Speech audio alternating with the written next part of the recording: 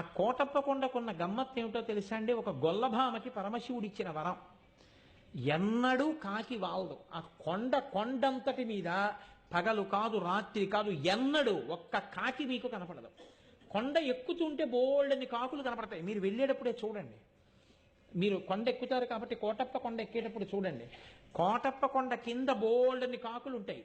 కోటప్ప కొండ ఎక్కడం మొదలెట్టినప్పటి నుంచి చూడండి, ఒక్క కాకి అంటే ఒక్క కాకి మీకు ఆ కొండ మీద వాలదు. ఎక్కడ ఓ చెట్టు మీద రాతి మీద వాలదు. కారణం, ఒక గొల్లభామ రోజు అక్కడ ఉన్నటువంటి శివుడికి తీసుకొచ్చి అన్నం పెడుతుండేది, పెరుగు అవిని.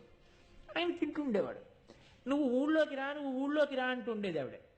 అంటే ఆయన నవ్వేసి ఊడుకునేవాడు. దక్షిణామూర్తి, ఆయన నిశ్శబ్దంగా ఉండేవారు.